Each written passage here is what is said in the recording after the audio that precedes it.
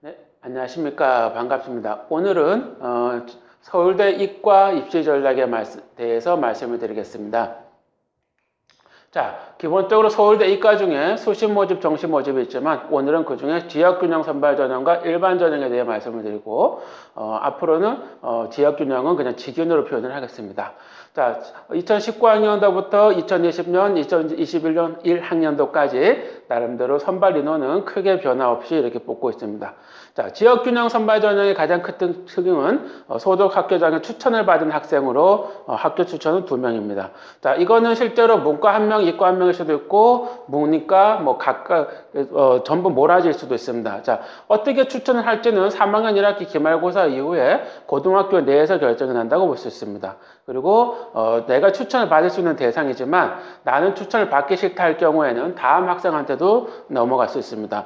사실 이런 현상은 기본적으로 웬만하면 추천받을 학생이 그 고등학교 전교 1등, 뭐 전교 2등일 수도 있지만 사실 최근의 경향상 의대, 치대, 한의대라든가 카이스트, 포스트액을 생각하는 학생들도 꽤 많기 때문에 무조건 서울대가 우리나라 최고 대학이긴 하지만 서울대 추천을 받는다는 보장은 없습니다.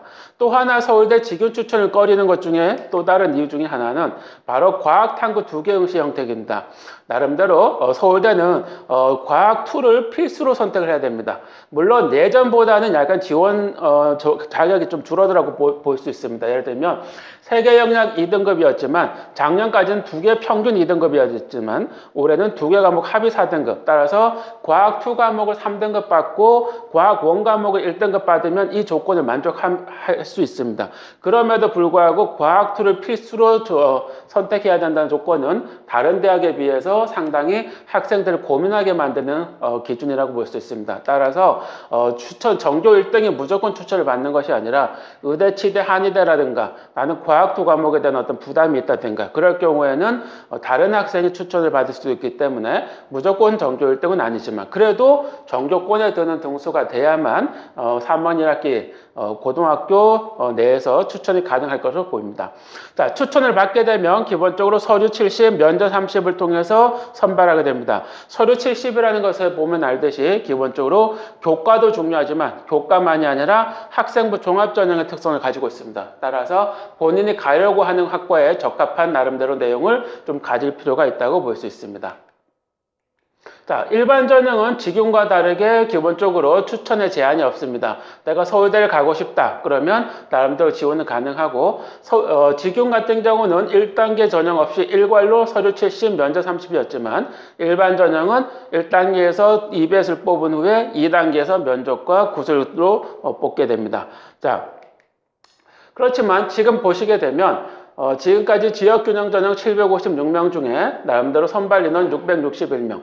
작년까지만 해도 95명이 미선발됐습니다. 아까 말씀드렸듯이 나름대로 과학2, 그 다음에 의치안 때문에 실제로 이과에서는 원하는 만큼의 지원이 그리고 선발되지 않는 걸 알 수 있습니다. 일반 전형 같은 경우는 기본적으로 오히려 10명이 초과돼서 선발됐다고 보십니다.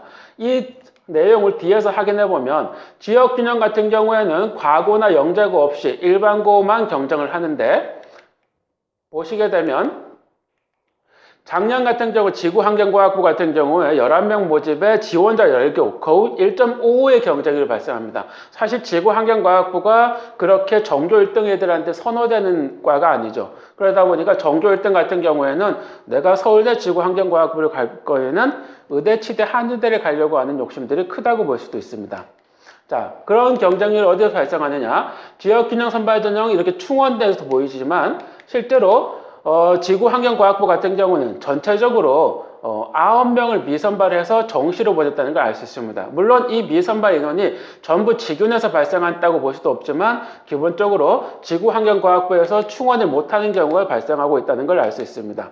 자, 그 다음에 지구환경과학부가 그렇다고 해서 일반 전형은 25명 모집에 138명, 경쟁률 5.52가 발생한다는 걸 볼 수 있죠. 그렇기 때문에 저 인원은 기본적으로 지구환경과학부 직윤에서 나름대로 이월됐다고 볼 수도 있습니다. 왜냐하면 17명인데 11명을 뽑았는데 그 중에 충원을 했지만 과학 2에 체제를 못 맞춘다든가 의대, 치대, 한의대로 빠지게 되면 충원을 하고 싶어도 못하는 경우가 발생합니다. 따라서 올해 서울대가 그런 현상을 반영했는지 모르겠지만 지역균형에서 6명, 정시 5명으로 작년에 11명 뽑던 걸 나름대로 쪼개서 선발하기 시작했습니다. 따라서 실제적으로 내가 지구환경과학부라든가 이런 것이 정조 1등임에도 불구하고 내가 뜻이 있어서 이 분야에서 열심히 하고 싶다 이런 마인드가 있다면 사실은 지균만으로 봤을 때는 조금 다른 것에 비해서 좀 수월하다고 볼 수 있습니다. 물론 정조 1등이나 2등권 애들은 지금은 의치안에 상당한 관심이 있기 때문에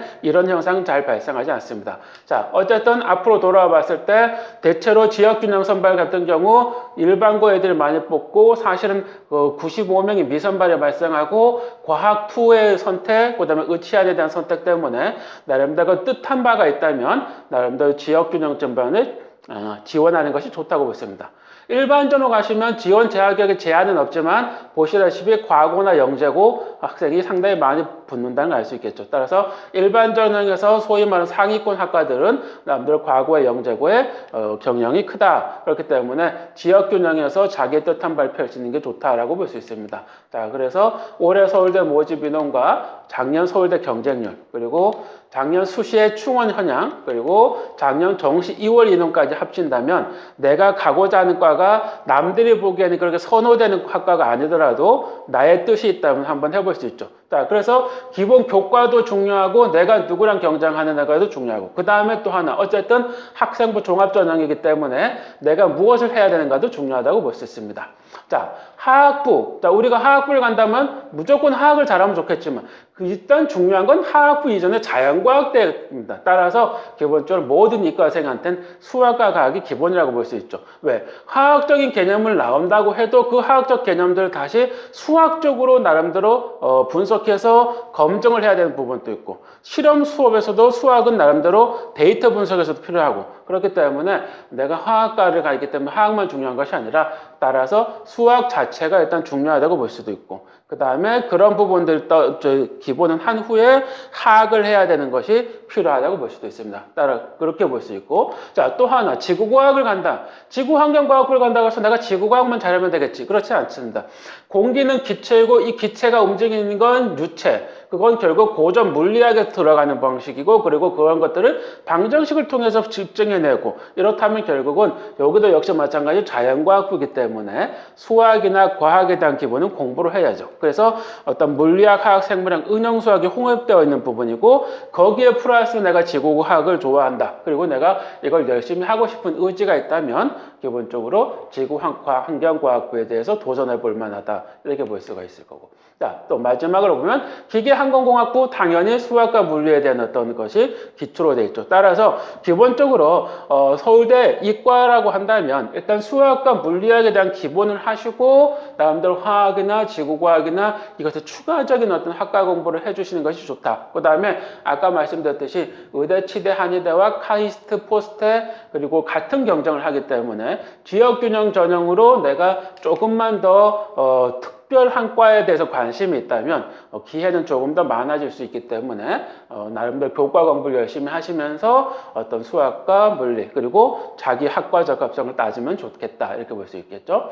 자, 이과 같은 경우에도 만약에 내가 그런 것들을 할 수 있는 여지가 많이 마련되어 있다면 좋겠지만 만약에 학교에 공부하고 싶은 과목이 개설되지 않다. 나는 물투를 하고 싶지만 우리 학교는 물투가 인원이 너무 적어서 개설되지 않는다. 이런다고 해서 포기할 것이 아니라 기본적으로 내가 공부하고 싶은 과목이 개설되지 않을 때 역시 항상 모든 것의 공부의 기본은 독서라고 볼 수가 있죠. 그리고 하나의 책을 열심히 읽는 것도 좋지만 다양한 책을 읽어내면서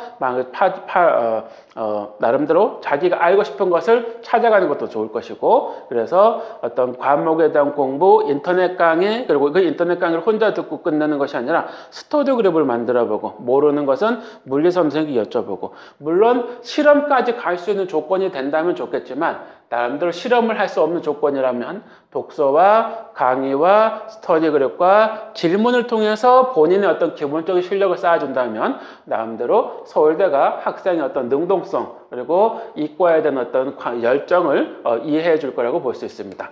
자, 그래서 이과도 역시 마찬가지로 수학과 과학의 공부가 중요하겠지만 그것의 기본을 이루는 것이 내가 서울대에 가고 싶은가, 의대를 가고 싶은가, 지구환경과학과에 가서 나는 무엇이 될 것인가 이런 고민을 하고 그 고민에 대해서 주변의 반응, 의사가 좋더라든가 이런 것뿐만 아니라 능동적으로 자기의 꿈을 알아가고 내가 무엇을 모르는지, 내가 무엇을 알아야 되는지 공부할 것을 찾아가면서 왜 내가 이런 과목을 공부하는지, 그리고 왜 이런 현상이 생기는지, 그리고 항상 그걸 해결하는 과정을 갖추면서 궁금하면 찾아보고 그렇게 해서 모든 시간을 계획적으로 써서 이런 활동을 하게 된다면 본인이 원하는 꿈을 이룰 수 있을 거라고 생각합니다. 자, 오늘은 이과 전략에 대해서 여기까지 설명하도록 하겠습니다. 감사합니다.